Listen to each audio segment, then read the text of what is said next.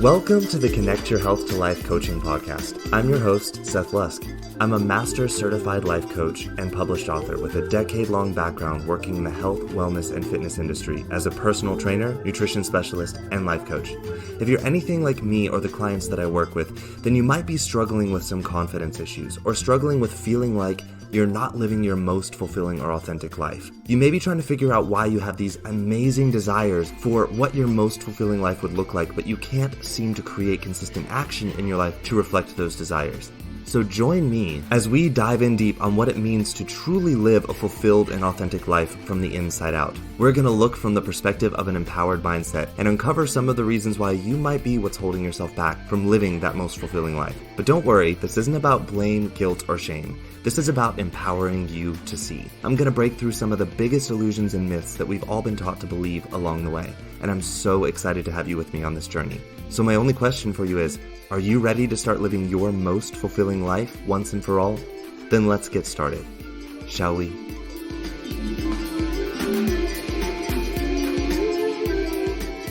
Hey everyone, welcome back to the podcast. For those of you listening in for the first time, welcome, welcome. I will say it again this week. You picked an interesting episode to join in on for the first time. I think all weeks are interesting episodes to join in for the first time. I'm excited about this week because we're talking about something that not only do I mention all of the time in my podcast episodes, in videos that I make and my writing, but it's something that I actually received a few people reaching out to me and asking me about over the last month or two. And I just, sitting down and having a conversation with these people individually about this is super important for them. But at the same time, I know that if these people have questions about it, that means that there are probably more people out there that have questions about this that aren't speaking up, that aren't asking. And so I want to proactively open up the conversation about this and talk about it specifically because this is something that I usually indirectly mention. I've never actually done a podcast episode or video or post specifically on this topic. So I decided I think it's time for us to talk about it directly today. We're talking about ego, my friends. Ego. Let's talk about the ego. Like I said, you mention me hear it so often in my episodes on here, and like I said, if you follow me on social media, I talk about it quite frequently there as well. It's just, I drop the word ego all the time and talk about the ego does this and with the ego and that's your ego.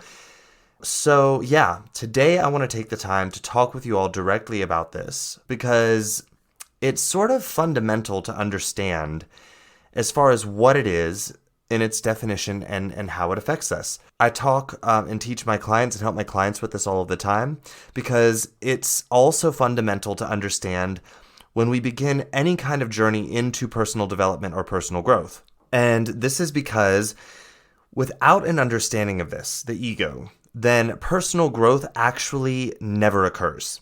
Because personal growth is about awakening and detaching from the illusions of the ego. Even if the coach you follow or the authors you read or the inspirational speakers that you listen to, maybe they don't use the word ego in their teachings, even if they don't do that, they're talking about this right here.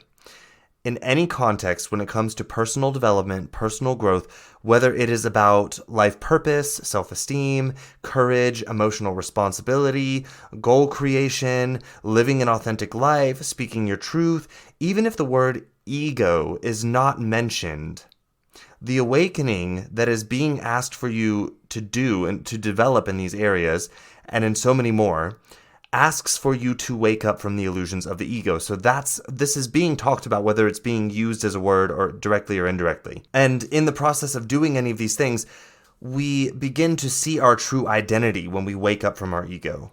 And we see our worth beyond its story and its attachments to physical aspects of this life and having things. And this is why I say that it's so essential and fundamental for us to take time to have an understanding of ego and become aware of our own ego so that we can show up the way that we are wanting to in our own lives as empowered, fulfilled, authentic, and emotionally responsible human beings. Without an understanding of ego and an awakening from it, then this becomes impossible. The ego is based in emotional irresponsibility. It's based in inauthenticity. It's based in comparison and conditional worth. But there is quite a lot of confusion about this. And I think this is why it's so important that we start talking about this today, because I think the confusion comes from the fact that we actually have three different places that we sort of receive a definition of what ego is. We have three different sources defining this word and what it means, and at first glance, it's like we pick one or the other, because at first glance it might look like they might contradict each other, or that they might not be talking about the same thing. And so I think looking at this today, and understanding that actually this isn't the case is really important. So these three places, we have the social idea, understanding and definition of ego. We have from psychology and science, we have their definition of the ego, and then we also have this spiritual understanding of the ego and awareness of it. And I think we can actually take all three of these and begin to see that they're actually trying to explain the same thing, but just coming at it from different angles. It's like this metaphor that you've probably heard before, where you have people blindfolded, all standing beside a different part of an elephant, and they're told to just touch what's right in front of them, and then tell each other what it is that they're touching. And one will say it's a snake because they're touching the trunk. One will say it's a tree because they're touching a leg. And one will say it's a rope because they're touching the tail. One will say it's a spear because they're touching the tusk. One will say it's a wall because they're touching the side of the elephant. They're all describing the same exact thing, but they're only describing small parts of it because they're only touching what's right in front of them. So I think it would be important for us to look at how we can connect these sort of three definitions together and show how they're all sort of trying to describe the same things, and none of them are wrong. They're just only describing parts of it. And so this kind of gives people a misconception about what ego is, and it causes people to believe, oh yeah, I don't need to pay attention to ego. That's not something that deals with me. That's only for those people over there. And this creates a lot of problems for us, because ego is something that every single human that has ever existed on this planet has struggled with. Okay? So this is why this is so important for us to look at. And then later on, I'm going to share some more stuff with you guys that's about the ego after we define them and look at how these definitions are actually trying to explain the same thing. So yeah, what is ego? The social idea, okay? So many times in sort of pop culture or in societies when we talk about ego with each other in everyday conversation, what people call the ego is this idea of a person who thinks too highly of themselves.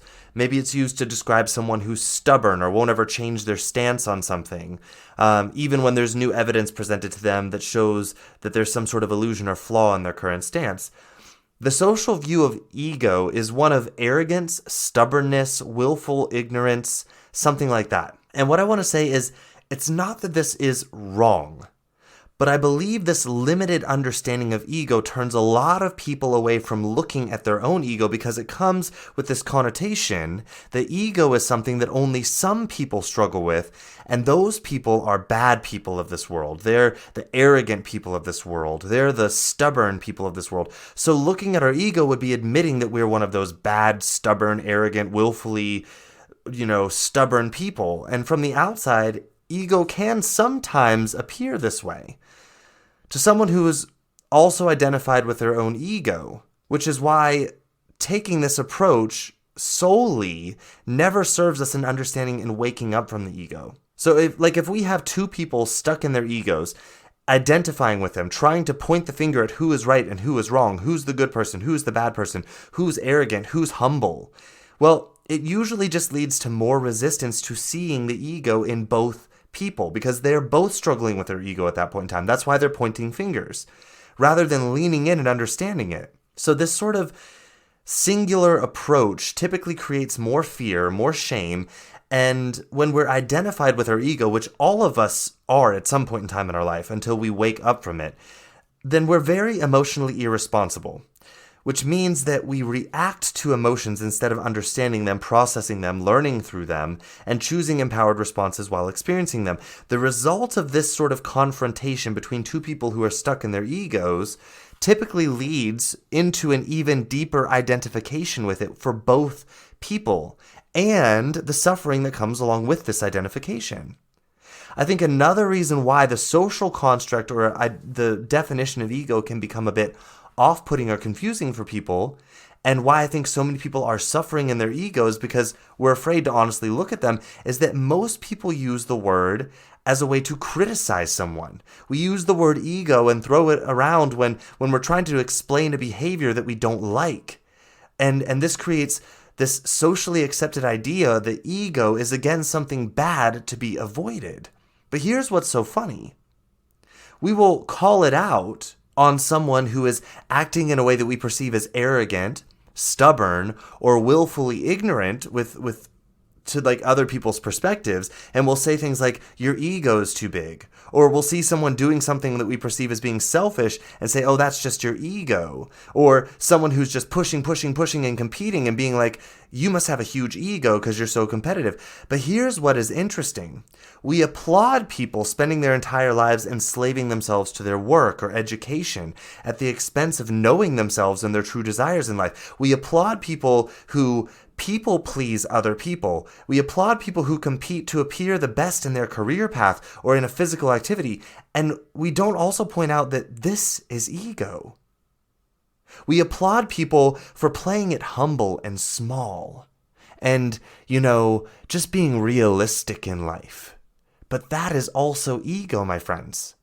That's what's so interesting. And this is why I think this socially accepted definition of ego is so destructive, is because it keeps us from looking at the other side of ego. And we're going to talk about that a little bit more later, because I've got some quotes for you all here. And we're going to talk a little bit more about this second side of ego here.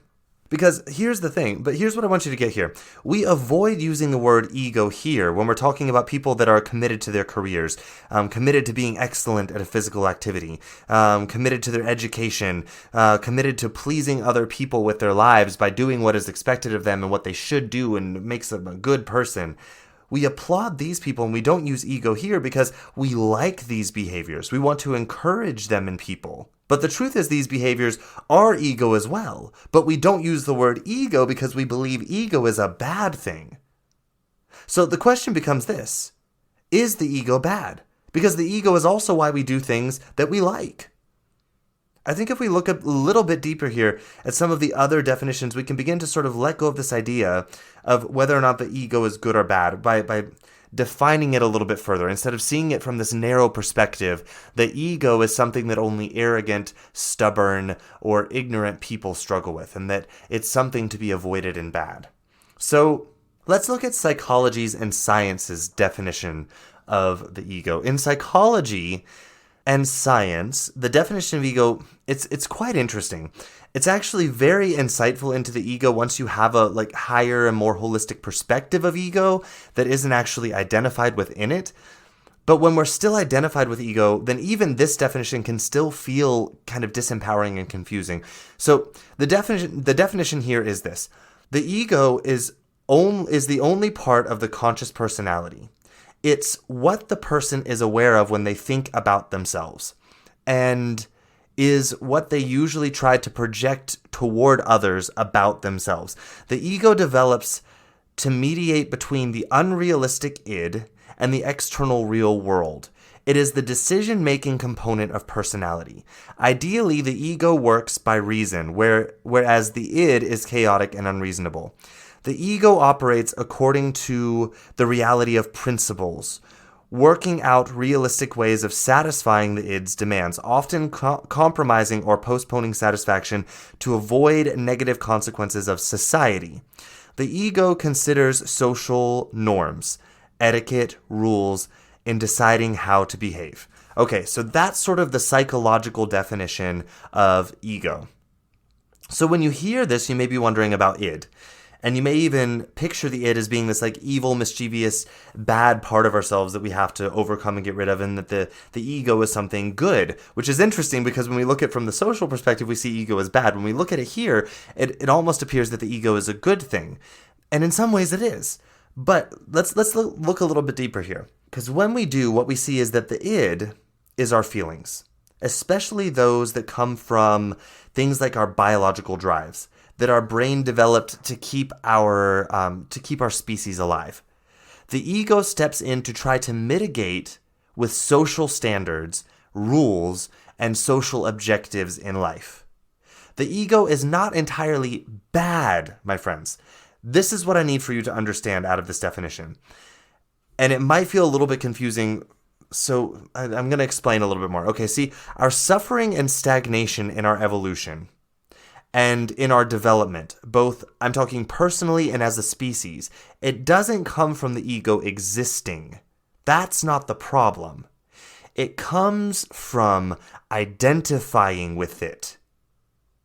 If you can imagine, the ego is something that developed out of necessity in our way of thinking. It's a system of thinking in the brain. It isn't the brain itself. It isn't a part of the brain. It developed to try and create some order, some sense of rules and standards, some, structure. It created itself out of a desire to communicate and understand. But the problem lies in when we identify ourselves with it. And you might be wondering, why is that? Because everything that the ego developed from is flawed, uncertain, and temporary. And that is not who we are. The ego's job is survival in this life. And when we identify it, we forget that this life isn't who we are. This is just something we're journeying through, that we're here to learn through. But when we identify with the ego, what we end up doing is we end up attaching to these very flawed, uncertain, and temporary, made-up social rules and objectives in life as being what determines our worth and value. But the ego is just a part of this human life experience. We would not be able to observe this, see it, or experience it if we were actually it. You see, we're something different. We are the consciousness that is able to be in this experience and see all of this, to observe all of this. We are the connected consciousness that developed the ego through this human experience as a way to attempt to communicate and reconnect back with who we actually are beyond this physical, uncertain, temporary human experience of life, what we call life as a human. Our suffering comes in not from having the ego, but from forgetting that the ego is not us, and that it is something that we made up, that we created to accomplish something in this life. And in forgetting this, we become identified with it and thinking that it is this system of thinking that creates who we are. And in this system exists comparison, conditional worth, based on possession of things and abilities, physical abilities in this life. And within that system of thinking, there is no ability to identify who we actually are. So when we identify with the ego, we forget who we are and we fall into suffering. Because our worth becomes conditional then. And it becomes this constant striving to have, and to hold on to permanently things that are impermanent. And we forget who we actually are, because who we are is outside of that. Because who we are is actually the beings, the connected consciousness that created this system of thinking. This system of thinking was part of our evolution here on this earth. Coming from no mind to having mind, along with it, ego, and then being able to evolve past that ego and identification with it to a place of connected, pure consciousness again. It's all part of our evolution, but right now we're stuck in the ego and identifying with the ego. The ego is part of our evolutionary step into self-awareness, into us becoming aware of ourselves again, into consciousness. But the problem is, when we identify with the ego, we actually slip into unconsciousness again. And then we're unable to evolve past that ego and identification with it. Our ability to be self-aware was a powerful development for us physically and spiritually, but our suffering came in when we began to identify with the thoughts of the ego that came along with this self-awareness, the judgment that came along, this idea of right, wrong, good, bad, different. Becoming self-aware was our fall from this completely blissful ignorance and connectedness. But this doesn't mean that this is a bad thing. It feels bad to us because we became so confused and identified in our own construct that we forgot who we are anymore. We became so identified in the physical aspects of what we could do and achieve and collect and make and temporarily what we call possess in this physical life, that over millions of generations, we have forgotten that this is just something that we developed to be aware of ourselves and our own consciousness, and therefore be able to direct it into this physical life, to intentionally do things in this physical life. We got so identified in that, and to seeing the things that we tried creating and collecting and developing and possessing in this temporary life, that we forgot where this all started and who we are beyond all of this. This is the suffering of ego. So, from the scientific and psychological perspective, the definition of ego is about explaining the brain's approach to trying to make sense of this human experience. And this definition isn't wrong, but the definition is rooted in identification with the ego again. And this is partly why I think this definition of ego gets kind of looked over, tossed aside, or seen as being wrong when we look at it from the third perspective, which is the spiritual perspective. So our third definition actually is the spiritual perspective. And a lot of times when we try and look at the ego through the spiritual perspective, what we end up doing is we end up demonizing the psychological perspective of it, the brain, how the brain functions. Because from the spiritual perspective, because we're still identified with the ego, we still think, oh, something has to be bad here. The ego is bad. We have to get rid of the ego, and look at psychology over there and how they do. So I want to jump into the spiritual definition here. Okay, as I said before, the social definition is trying to explain that the things we like and dislike in behaviors as being the ego. So basically what we don't like in behaviors, that's ego, okay? And this is just part of how the ego presents itself in the world. And we do the ego an injustice when we see it and blame it on a social level for only being the cause of behaviors that we do not like, and labeling certain types of people as being people that have ego problems while the rest of us don't. This doesn't serve us because it's not looking at the full picture of the ego. It's not that it's wrong, it's that it's like the blindfolded touching the elephant thing. We're only looking at part of it. All sides of the picture are not being considered in the social construct of ego. When it comes to the psychological and scientific definition, it's not that they are wrong, that the scientific definition is wrong. They are trying to understand from the stance of biology and the human development within our brains and the brain's biological functions and abilities. The ego stems out of some of these biological functions and then creates a system of thinking. So here the definition isn't wrong. It's just focusing again in being rooted in the identification with the ego, which is based in this physical life. Because the ego does not just identify with the social aspects of this human experience, but it also identifies with the biological aspect of this human experience. And here, with the way that the science and psychology go about explaining ego, it comes from a space rooted in this biological experience of the world through the human brain and the human body, and the emotions that this brain and body experience due to our thinking that the ego and the brain create together. So it sometimes seems like when we begin to look at this spiritually, that the social constructs and the scientific construct are wrong. But this isn't true. This would be ego, because the ego lives in this physical identification and even tries to physically conceptualize the spiritual with its limited ability to grasp our experience as a spiritual being having a human experience. The ego is confined to the physical experience and is rooted in it and fears being wrong or disconnected due to the conditional nature and impermanent nature of the physical experience of what we call life here as a human.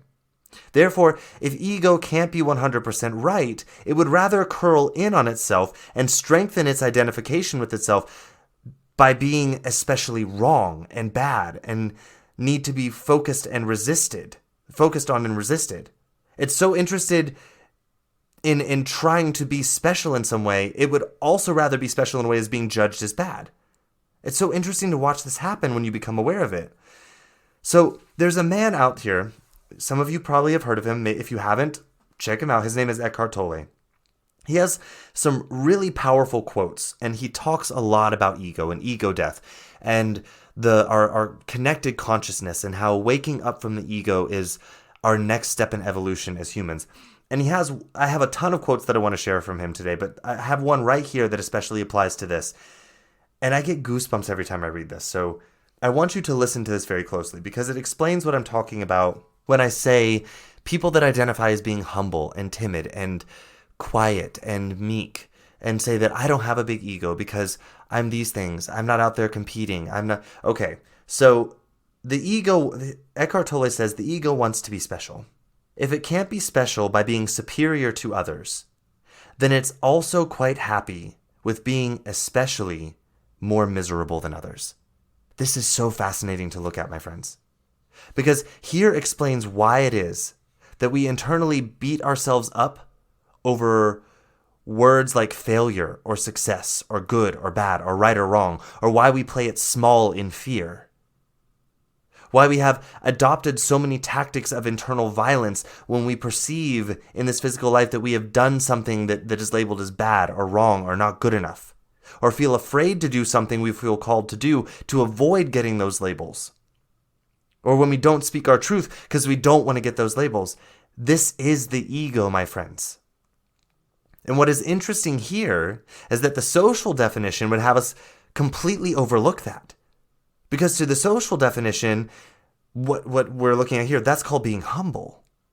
And this means we don't have a big ego, right? Because we're being humble. But in fact, it is identification with the ego. When we play it small out of fear, when we internally send ourselves these messages about how we're not good enough, someone else is better than us.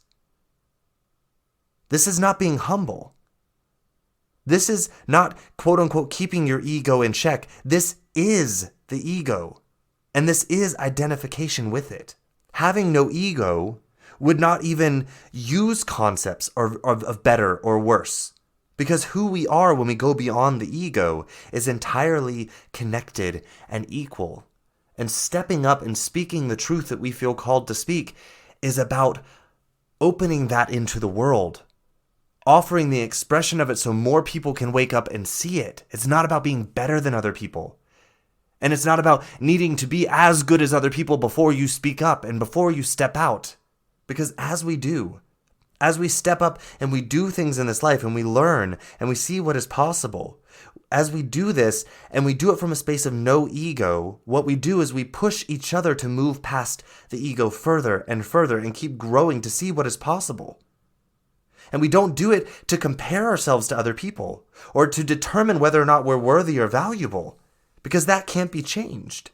So not identifying with the ego doesn't mean that we just sit around in life in complete apathy and that we do nothing to progress or to learn or to evolve or to expand what is possible in this life. No, we are here for a reason, but we're suffering in that reason because one of the tools that we developed along the way to help us understand this human experience and helped us to be self-aware is now something that we have forgotten was a tool that we created in this human experience. And instead, we all now believe that we are that tool. And therefore, we become the tools that are used by our own egos.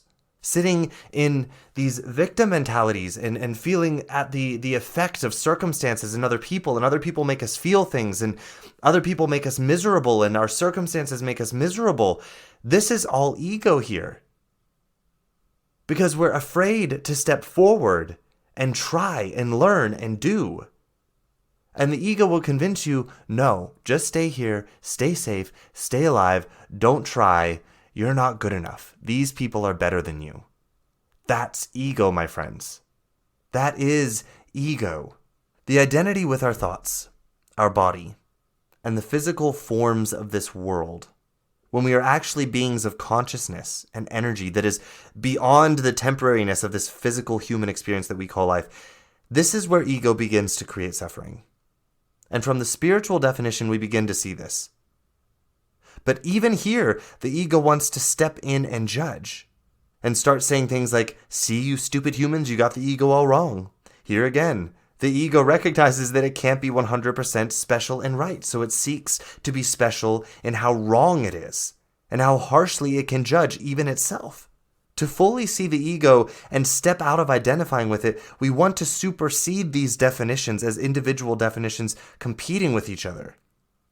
And understand that we're all part of one big definition of ego, and that we are learning to become aware of and conscious of it.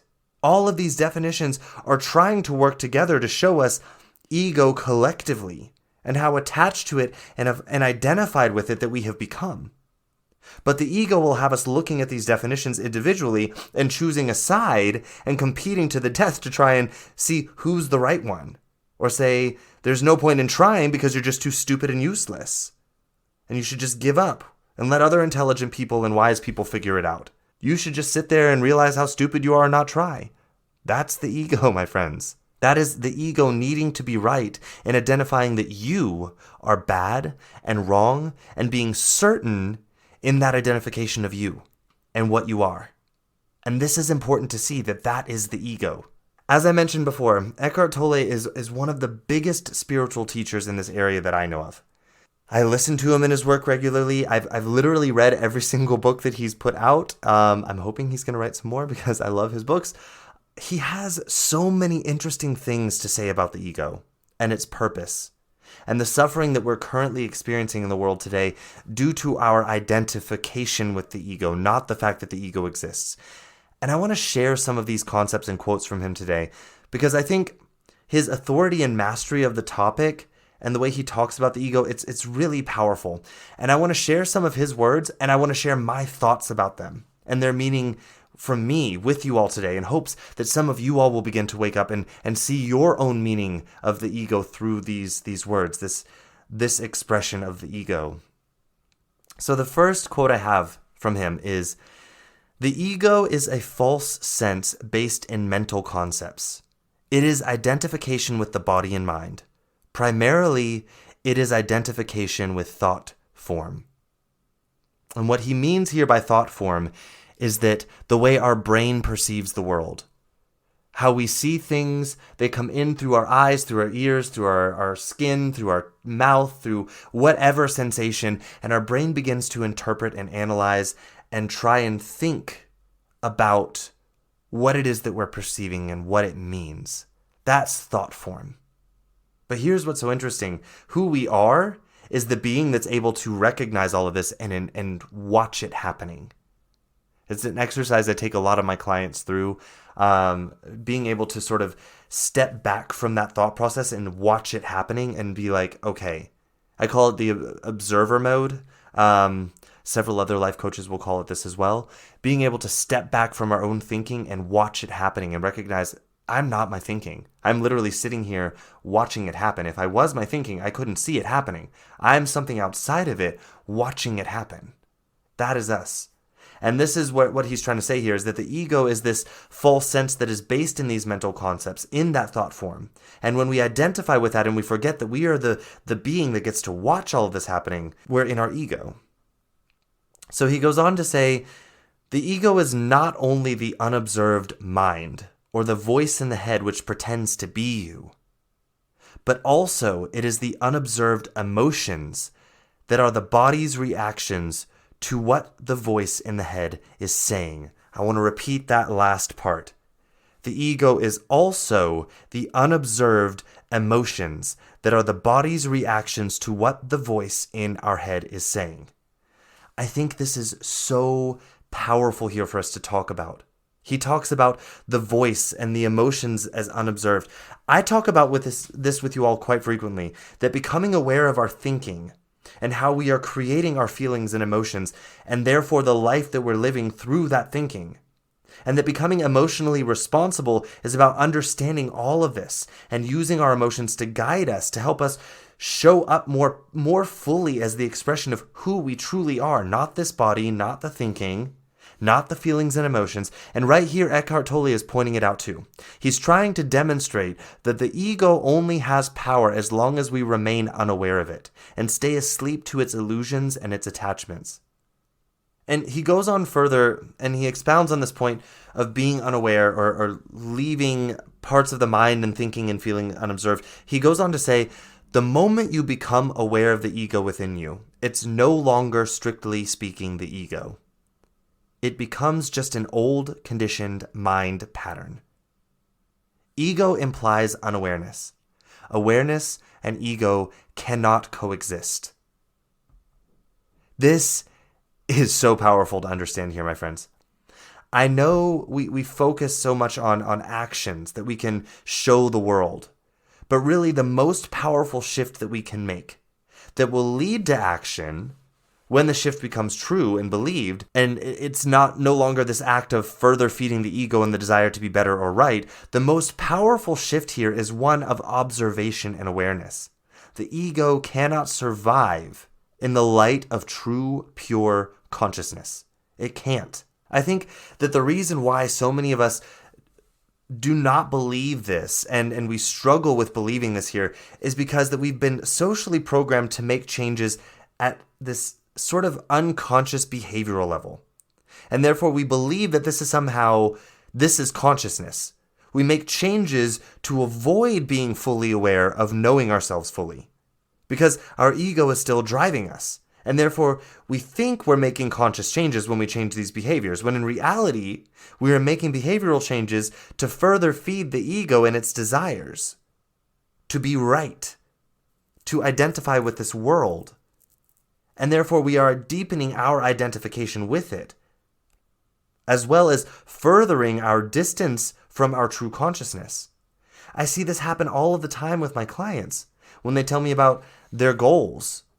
And then they tell me about their reasons behind them. And they usually these reasons involve feeling better about themselves or needing to prove something to other people or to one other person in order to be able to feel something that they won't allow themselves to feel about themselves and their own worth.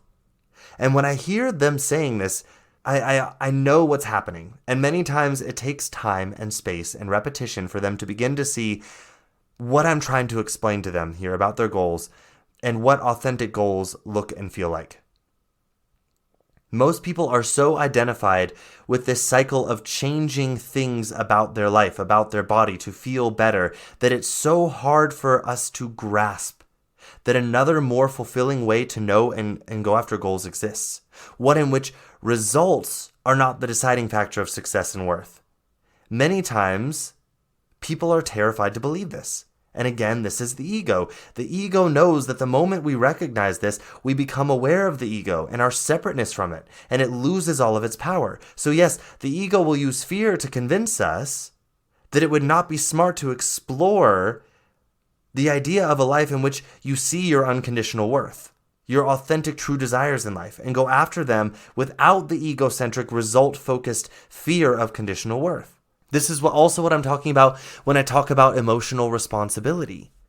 You know, Eckhart Tolle said it in the previous quote where he's talking about the unobserved feelings or emotions that come from our body signaling us to what the voice in our head is saying.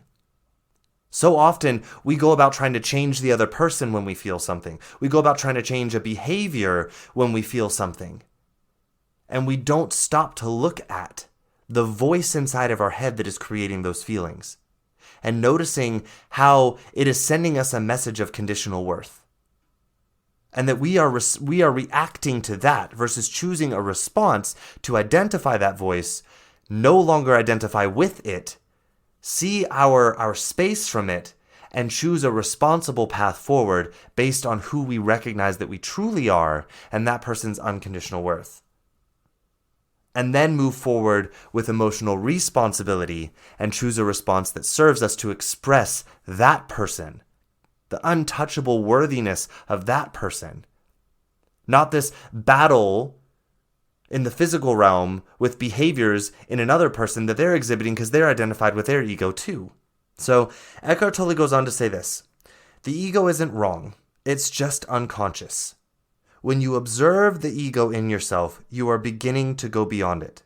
Don't take the ego too seriously when you detect egoic behavior in yourself. You can just smile. At times, you might even laugh and think, how could humanity have been taken by this for so long? Above all, the ego is not personal. It is not who you are. If you consider the ego to be your personal problem, then this is just more ego. This goes a bit deep here to understand. Even in the first sentence where he says the ego isn't wrong, In believing so, we would be feeding the ego. Yes, I know that sounds strange, but to the ego, even judging its own wrongness would be an act of identification with it and furthering its strength. And then he goes on to say that if we see the ego as a personal problem, then this is more ego. And I think this is powerful for us to see here too. He is pointing out that not only judging the ego as wrong is more ego, but also seeing it as being a personal problem is ego. Remember, the ego wants to be special and different, either in a superior way or a superiorly miserable way, or in a superiorly judgmental way about its own self and how uniquely awful it is. That's powerful to notice there, my friends. All right, he goes on, another quote from him. Non-reaction to the ego in others is one of the most effective ways to evolve beyond ego in ourselves, but also part of dissolving the collective human ego. I think this is a really important concept for us all to begin to understand in our time. We see the product of people constantly reacting to one another's egos, but it's actually all one collective ego. But I think that many times, many of us do not realize that what we are observing when we see this is actually people reacting to one another's egos. We don't see that. We see it as people reacting to one another. We see it as people reacting to other types of people. And that when different types of people come together, like a selfish person or a narcissistic person versus a good person, we see this as people reacting to different types of people. But no, this is two people's egos reacting to each other. Even in saying types of people, the ego is now involved. Types of people would mean that somehow some people are either better or worse or just different than other people based on their behavior or some physical attribute that we observe through the physical world. This would be ego here. The ego is about judging and identifying based on constructs of thought and observation of the brain through the physical world. So even saying different types of people is ego. But the truth is that the person isn't different, because the body, the behavior, the thinking is not them. That is the human experience, that who they are is just experiencing this life through, but it's not them. It's not who they are, and therefore they are not different. And what Eckhart Tolle is trying to say here is non-reactivity to someone else's ego is one of the most effective ways for us to not only evolve past our own ego, but also to dissolve the collective human ego. Instead of seeing the person in front of me who is reacting to their ego as being someone different than me, that I need to prove I'm better than, that I need to prove I'm right and they're wrong, that I'm the good guy, they're the bad guy. When I can step away and see this is a hurting person responding to their ego, and what they are saying actually has nothing to do with me. What they're telling me is about their human experience with their ego, and how they are therefore interpreting their physical experience of my body, my language, my appearance, what they think that means, what they're comparing it to from their past experiences, but that's not me. And I can choose a space of non-reactivity to that, and instead respond with compassion and love. And this breaks the cycle of ego in myself, as well as breaks the cycle of the collective ego in humanity, by being a pattern disrupt, basically. Eckhart Tolle goes on to say something else very empowering here, though. I know that up until this point, seeing all of the ways that we as humans have been entangled and immersed in the experience of life through the ego, it might feel like, what's the point in even trying? Why bother? There's no chance in making a difference here. I'm too far into it. And what's funny here is that that's the ego talking. So I want you to recognize that there's something really cool here. He goes on to say that the moment you become aware of the ego within you, it is no longer, strictly speaking, the ego. It's just an old conditioned pattern. Ego implies unawareness. Awareness and ego cannot coexist. I said this earlier. So here's what's cool here. Just recognizing it when it arises, when it arises in another person, when it arises in you and you want to defend yourself in front of this other person and prove you're the good one, you're the right one. Or do the opposite and be like, oh, I'm sorry, I'm the wrong one, I'm the bad one, you're right. That's also ego. That is ego. Non-reaction. Once we are able to become aware of the ego and its patterns and its illusions, the more awareness we bring into it, the less it can exist. That's what's so cool here. It's not about doing. We're so obsessed with doing as being the solution for everything, but doing is the ego's way of solving and deepening identification with it. Acting out there against the other person, against the other person's ego, against our own ego. That is the ego. The solution here is just being who you actually are and recognizing that.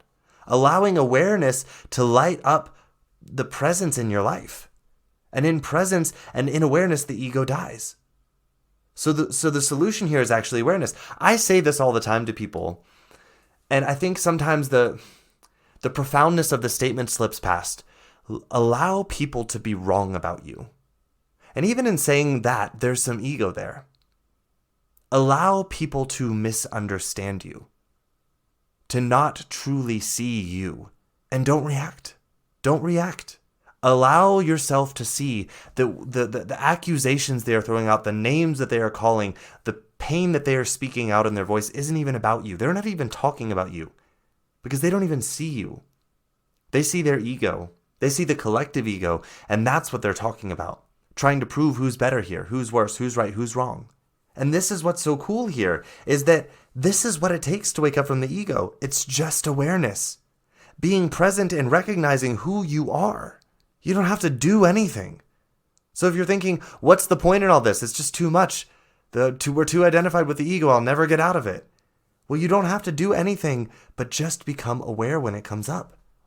And this is not to say that anytime we do something in this life, that's the ego. That's not what I'm saying either. We're here in this life to do. The struggle that we're facing is that we're doing without awareness of the ego. And then therefore we become identified with it. And then we're all out there competing with our own collective ego within each other. And this is the big illusion of ego. So being able to show up and just be, know who you are. And sure, yes, we do things, but while doing, we remain aware and present in that knowing that this doing, this physicalness of it, it's not me. It's not you. It doesn't change my worth or your worth.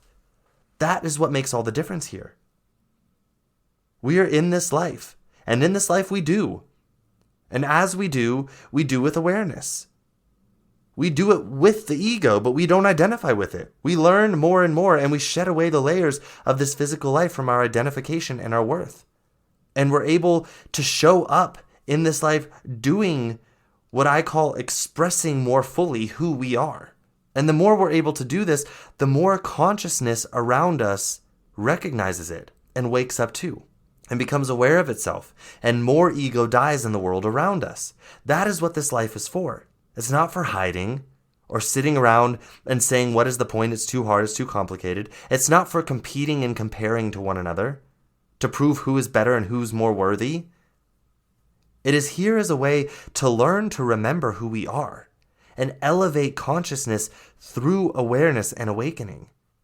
And we do that in this human experience by first awakening and then showing up to do in this life to continue the awakening around us. I have more to share with you there, but some more quotes from Eckhart Tolle that I find really, really empowering, really useful, really insightful, really awakening. Another quote from Eckhart Tolle that I want to share with you all.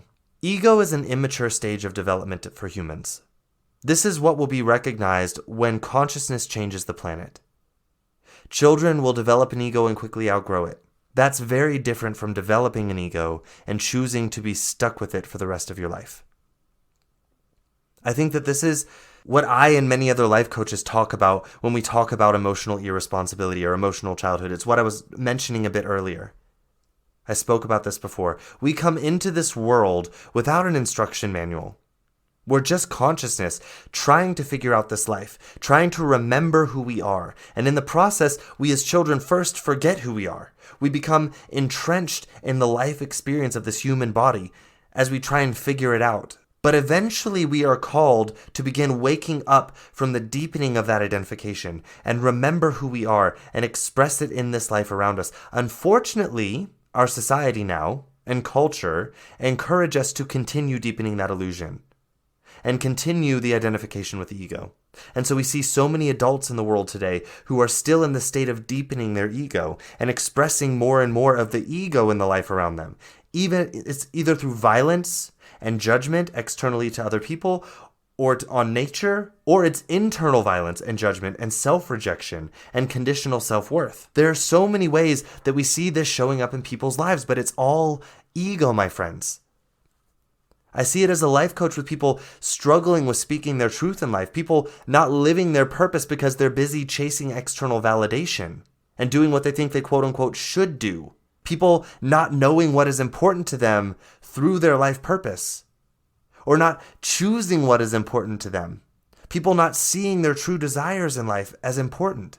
This is ego, my friends. Because our true desires in life, our truest desires when we strip away the ego, come from our collective consciousness.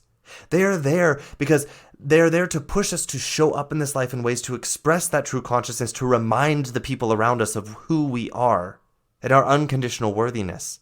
But we've been so identified in the ego and doing these things that are acts of conditional worthiness and trying to prove our worth that we think looking at our true desires is selfish. But I'm here to tell you that choosing to not look at your true desires and not taking the time to know yourself and know what is important for you, that is the ego, my friends, because it's trying to convince you to not do what the collective consciousness knows you are here to bring into this world and help other people remember who they are. I also see I see the ego coming out in people's lives as they blame others for what they feel, as they talk about how their life is treating them, how their life is going in comparison to other people's lives. That's the ego. I know it feels confusing to see that, but all of this is ego. It is us as adults staying in that perpetual state of seeking comfort and pleasure in this world for fear of knowing who we truly are and starting to show up and express that more and more fully in our lives. Instead, what we're doing is we're chasing this having as being the goal, having more to feel what it is that we want to feel happier, to feel more successful, to feel more fulfilled and feel more important. That's all ego. But here's what is interesting. I see this happen all the time with clients who actually achieve their goals when I'm coaching them. And I'm telling them the entire way, reaching the goal and having that experience is not going to be what gives you what you're looking for.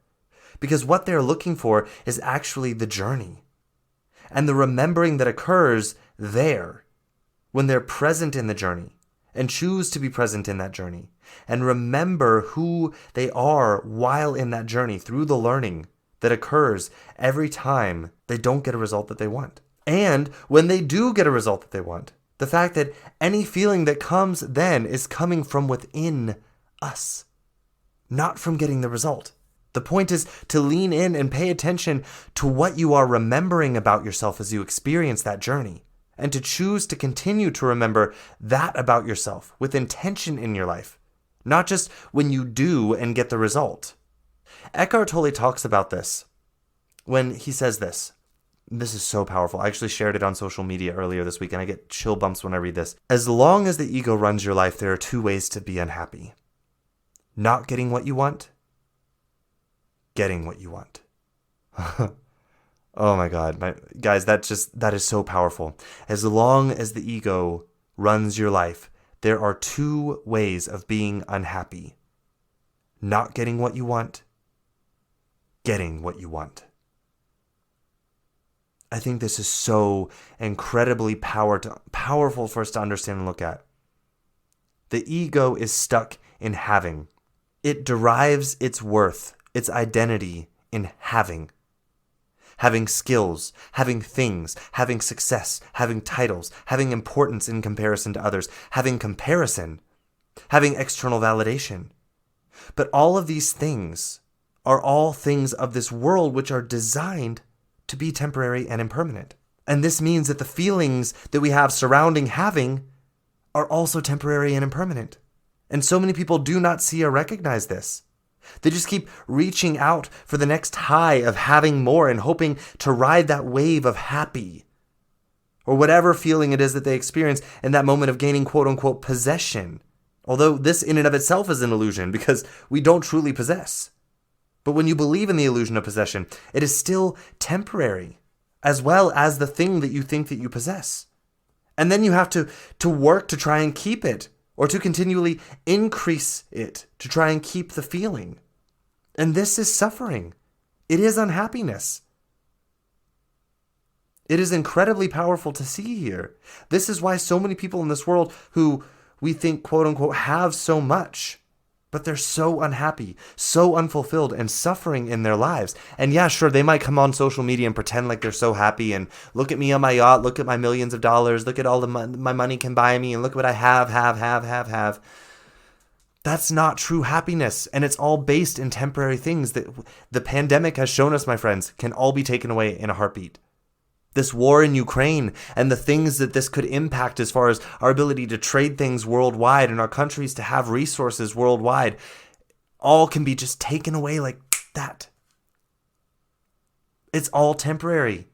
And if what it is that we're seeking to know about ourselves and feel about ourselves comes from that having, that is suffering, my friends.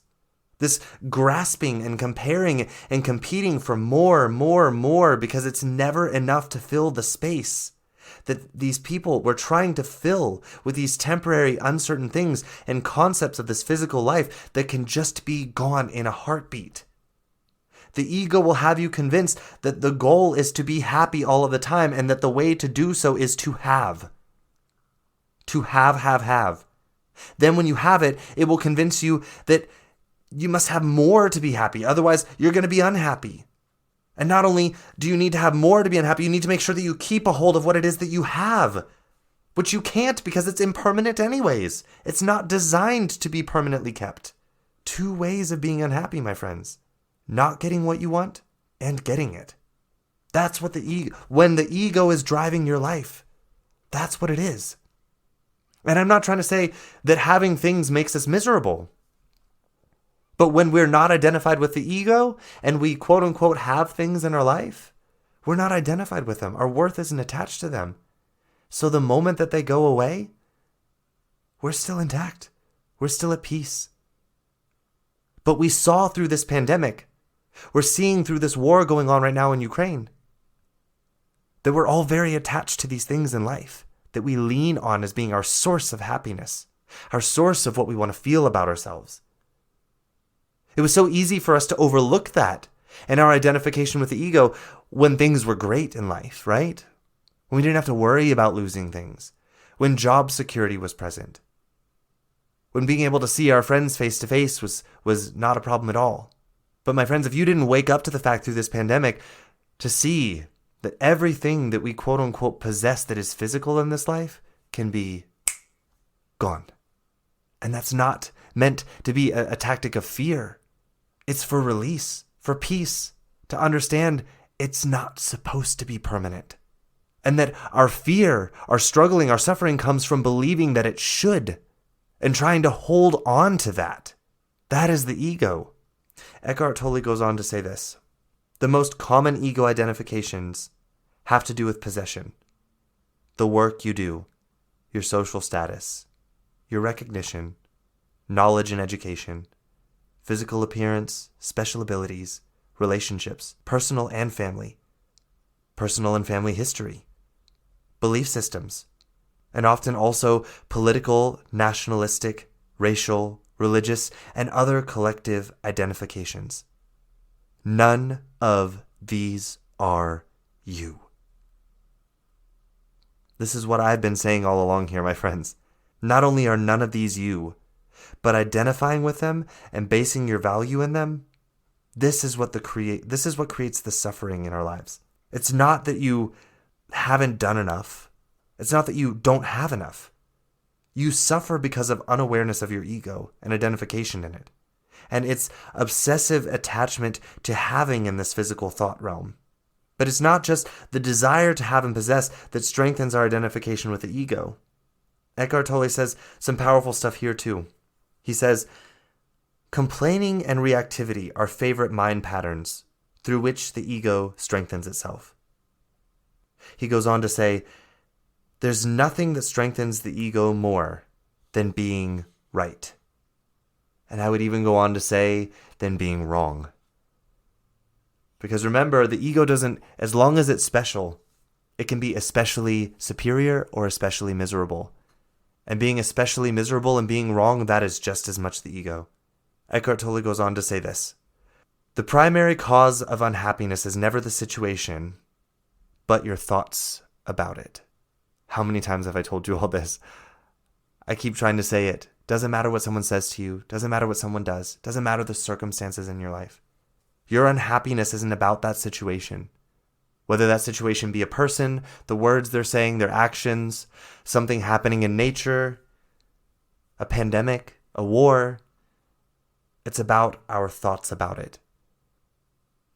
And this is not to say, okay, well, you feel miserable in life, it's your fault, you're just, broken and stupid and you shouldn't feel. No, this is a way I want you to re-empower yourselves here.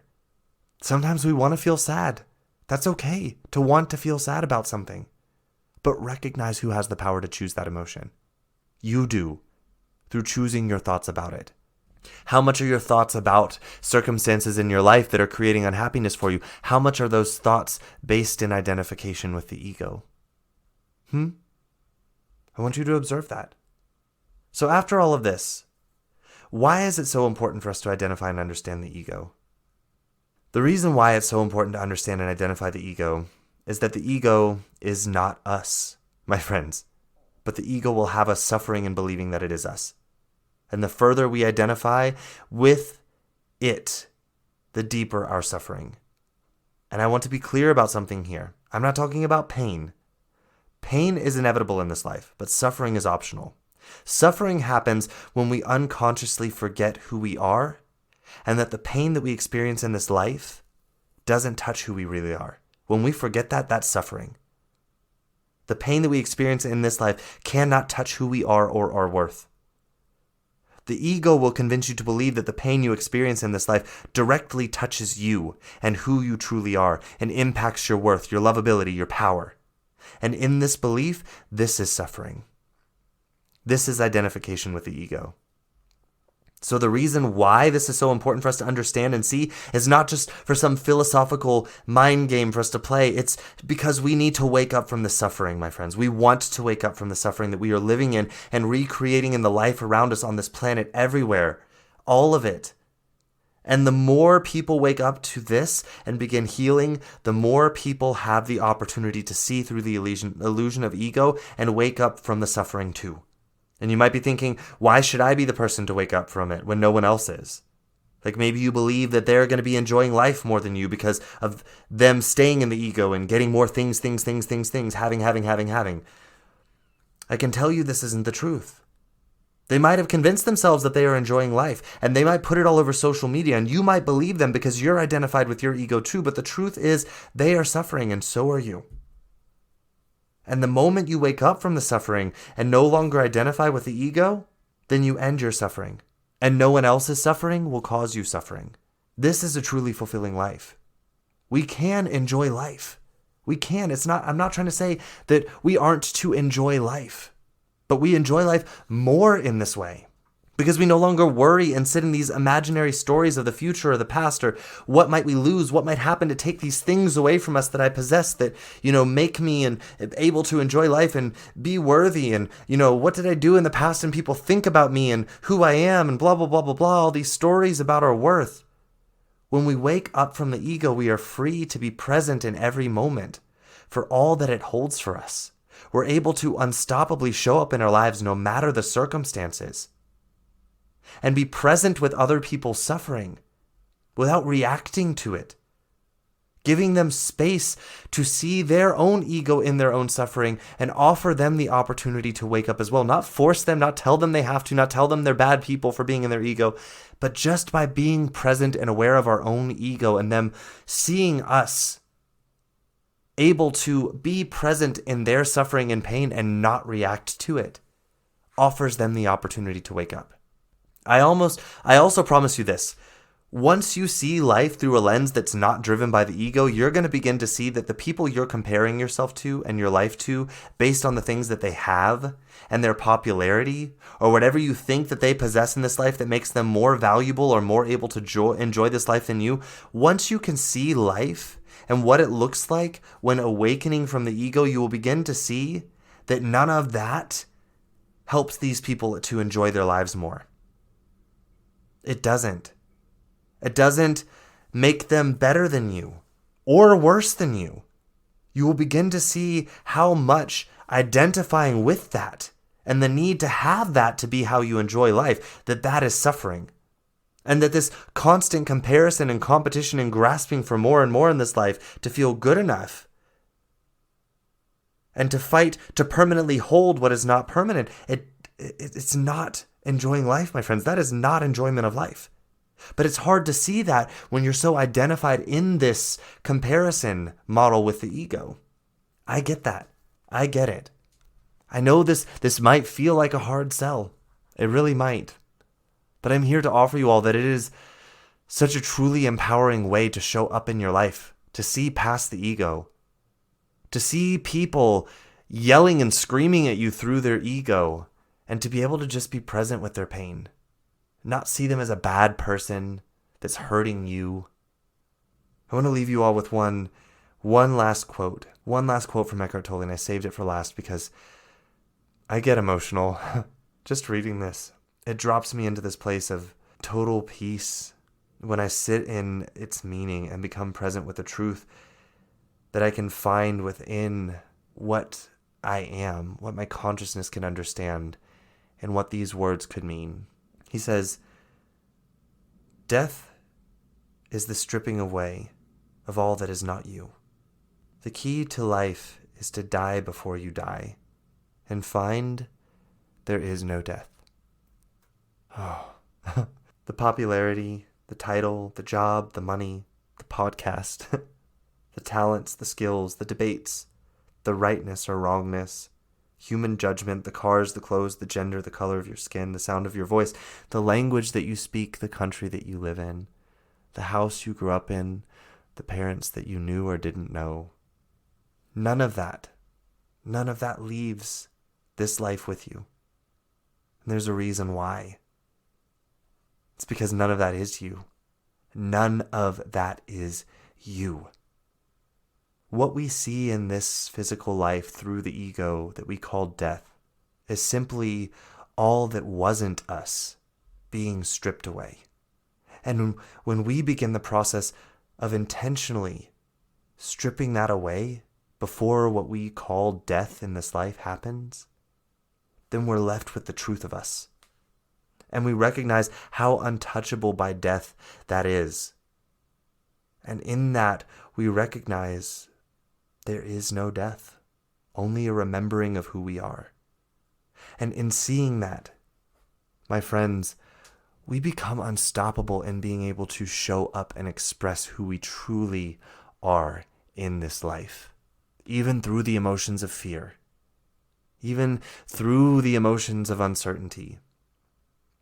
My friends, I'm not here to tell you not to make money, not to educate yourselves, not to create things in this life. What I'm asking you to do is to wake up from ego so that you can do all of those things in your life without it being about you and your worth. And create that space of abundance and unconditional worth that you live in and create from. Once you stop identifying with these things that we can create in this life and strip them away from who you are. We are here to create these things together, to all grow and learn as the collective consciousness that we are, but ego will convince us to see each other as separate, different, good, bad, worse, something to compete with for the worth and the value of being good and better. It's a never-ending battle of suffering in the ego, and I'm asking you to wake up from that and start seeing who you truly are and what you are here to create and how unstoppable you can be in creating that when the illusions of the ego are in your awareness, and you have re-empowered yourself with the truth of who you are and stripped all of the rest away. That's all I have for you all today. I love you all. The alarm clock is going off, my friends. It's time to wake up. The question is, will you open your eyes and see what exists outside of the ego and the sleep of it that we've been in? I hope you do. I'm here to help you when you're ready. And until we meet again here next week and talk. Ciao. Hey, thank you for listening in this week. I hope you enjoyed the content of this episode. If you did, please subscribe or follow this podcast to receive the newest episodes every week as I bring them to you here on the Connect Your Health to Life coaching channel. Ratings, reviews, and comments are always appreciated. These allow me to know more of what my listeners would like in the podcast and allow for more people who may be searching for a podcast just like this one to find the Connect Your Health to Life coaching channel. If you would like more information about me and the work that I do with my clients one-on-one, then please visit my website at www.slch.ch. Again, that is www.slch.ch. You can also find me on social media on Instagram at SethLusk_coaching. Again, that is SethLusk_coaching. And on Facebook in my free Facebook group community called A Healthy Life Connection. We would love to have you in the group, and it's only 3 membership questions that you have to answer to join. And again, it's entirely free.